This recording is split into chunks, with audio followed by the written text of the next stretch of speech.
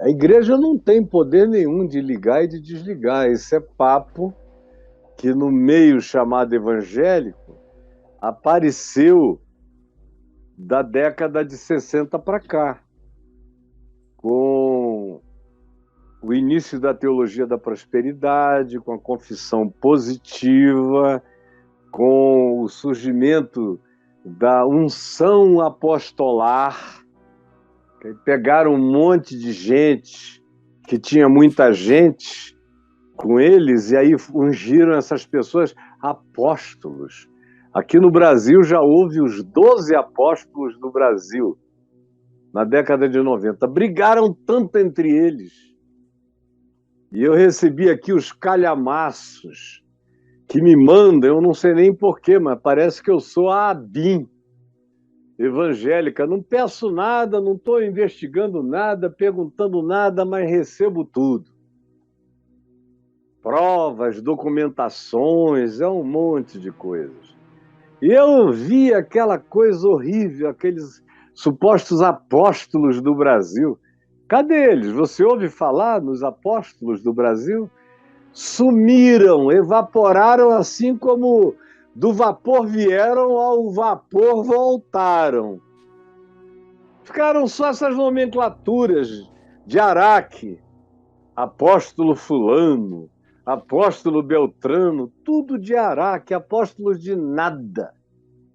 Não tem mensagem especial nenhuma de Deus para levar para povo nenhum da terra. O apóstolo, a palavra apóstolo, significa, semelhantemente ao anjo, o mensageiro, o representante que fala por quem o designou. E aí, nesse sentido, nós tivemos apenas os apóstolos que tivemos no Novo Testamento. Depois disso, houve pessoas, especialmente no primeiro século, que foram consideradas apóstolas por uma outra razão, porque elas levaram a palavra do Evangelho para lugares aonde antes o Evangelho nunca tinha chegado. E aí, por exemplo, você tem pessoas que foram designadas, ainda no ambiente do Novo Testamento, como apóstolos e apóstolas. Gente como Priscila, Áquila, você lê especialmente aqui em Romanos 16, aqueles que Paulo chama de apóstolos e não fazem parte, não figuram no protagonismo dos apóstolos, assim considerados como aqueles que receberam o mandato de falar em nome de Cristo, completando o significado das interpretações do que Jesus tinha falado nos evangelhos, e eles supostamente tinham andado desde o início, por isso podiam pelo menos repetir as informações com idoneidade para as gerações seguintes. Esses eram os apóstolos. Hoje em dia, o apóstolo é o Novo Testamento. O Novo Testamento carrega o que Jesus ensinou, fez, mandou, encarnou, gestuou. E o apóstolo é Jesus. Como diz o escritor de Hebreus, ele é o bispo e o apóstolo das nossas almas. Como também ele é chamado de o guia das nossas almas. Traduzido para outras línguas seria o guru, o mestre, o rabino do nosso ser, só que de uma maneira absoluta, total. Ele é o apóstolo. Dele é a palavra, dele é a mensagem. E os que, enquanto a gente não tinha o registro feito aqui, nós contávamos exclusivamente com a memória daqueles 12 apóstolos e de Paulo, que não conviveu com Jesus, mas foi quem melhor do que os apóstolos entendeu o Evangelho e o aplicou aos seus dias de maneira incomparavelmente superior a qualquer outro apóstolo. Então, apóstolo no estrito senso da palavra, segundo os próprios apóstolos originais, eram aqueles que tinham andado com Jesus desde o princípio, ou então aqueles de uma segunda geração que tinham ouvido praticamente ainda de primeira mão. Mas logo depois, a utilização desse termo apóstolo parou de existir, exceto depois de Constantino, no IV século, na Igreja Católica Romana, quando o Papa foi considerado apóstolo e Constantino foi designado pelo cristianismo que tinha acabado de ser formado, essa hidra de muitas cabeças que está presente até hoje, que você chamou de igreja, foi chamado de o 13º apóstolo, num estelionato apostolar absoluto.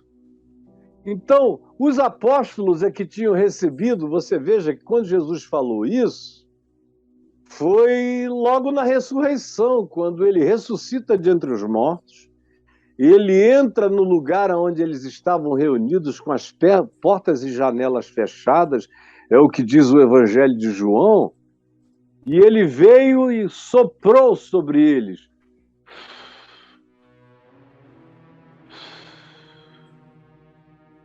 E disse: recebei o Espírito Santo. Aquilo que ligardes na terra terá sido ligado no céu, e o que desligardes na terra terá sido desligado nos céus. Aí, dos anos 60 para cá, no século XX, esses grandes deturpadores do significado original do Evangelho inventaram essa geração de apóstolos. Chegou um tempo que tinha mais apóstolo do que crente, para todos os lados. E uns apóstolos mais fajutos do que os camelôs das praças públicas, carregando esse termo e essa expressão sem nenhuma propriedade. Todos esses que estão aí, eu digo, e se vocês quisessem, eu diria os nomes de todos eles, é que eu não estou aqui para ficar provocando gente com pessoalizações. São todos esdrúxulos e fajutas. Não são apóstolos de nada. Apóstolos de quê? Da marcha para Jesus com revólverzinho? Apóstolos de quê? Do reino de Deus é que não é. Ligando o quê? Tudo que eles ligam se desliga. Tudo que eles desligam se liga. Olha só a contradição. Eles vivem desligando gente porque eles não gostam delas, porque elas têm hábitos e costumes diferentes, porque elas têm comportamento que eles desaprovam, porque elas têm identificação de gênero que eles abominam, que eles infernizam.